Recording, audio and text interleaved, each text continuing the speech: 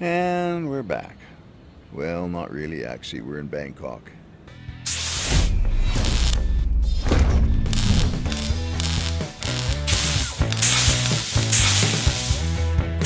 a.m. Place is like a ghost town. There's my beautiful wife over there charging her phone. Again, I better get her a new phone. Anyway, long flight to Canada now, to Calgary. What's up, guys? What's up, guys? They wanted us here 4 hours ahead of the flight. Can you imagine?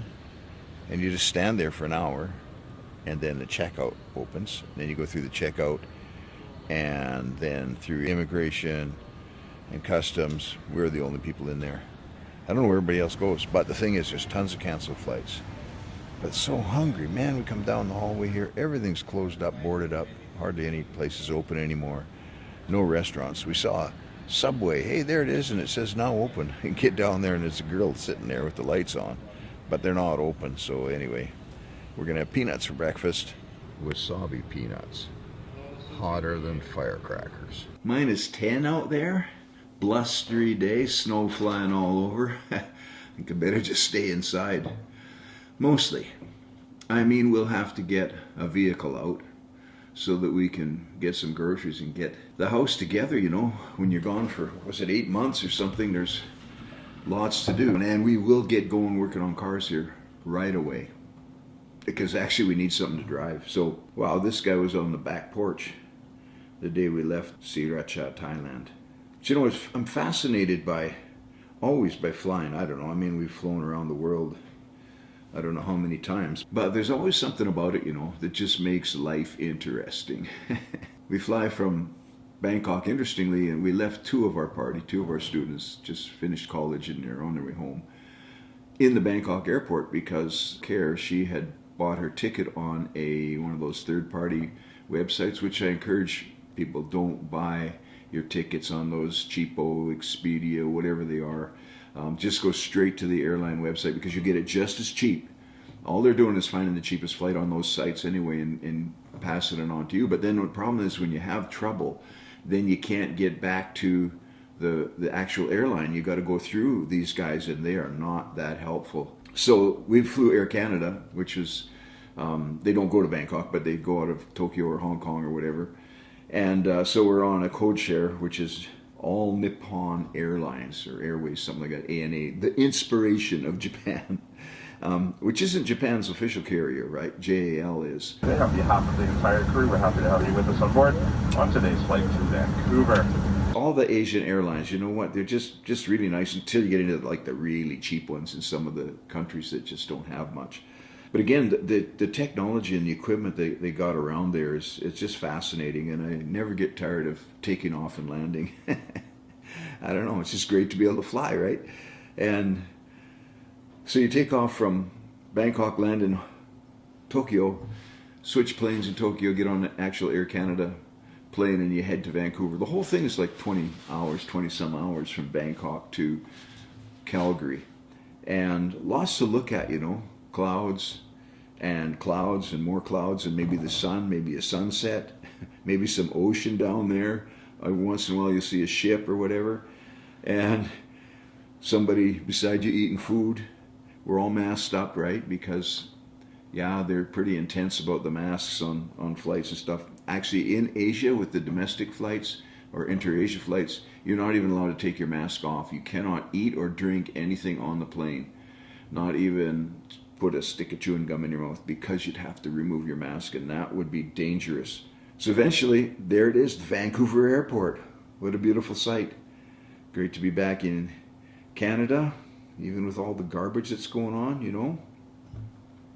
And flying into Vancouver, I'm always impressed with the cities all over the world, big cities. It doesn't matter if it's, you know, Africa. Well, I've never been to Africa, but South America, North America, all over Asia, the big cities are just so fascinating. You just imagine the gazillions of people, millions, billions of people in there, and you kind of wonder, like, am I ever going to meet them all? No, you're not. You can't meet that many people in a lifetime. And then a quick hop over to Calgary, It doesn't feel like it though, man. It's the last leg and it's always a killer. You're just like, oh, when is this going to be? It's only an hour and something, you know. It feels like 10 hours again. And you're nodding off and bobbing off and waking up, and because you're just so off kilter. And of course, they lost our suitcases, all 4 of them. Came on the next flight because, oh yeah, the airlines, the airports are just a mess these days. But anyway, we did get them at 10 o'clock at night, so my wife bringing a lot of beautiful stuff from Thailand that she can sell and support some of the things that she does in Asia. What time do you want to go shopping? Anytime you're ready. You need a battery for that clock? Yeah, It stopped at 3:30 a couple months ago. Yeah, we'll get a battery. I brought the ladder in so we can put new light bulbs in the living room. What's the temperature now? In here? No, outside. I have no idea. Why don't you look it up? It's -9 right now. Light snow, 20 kilometers an hour wind. Feels like -17.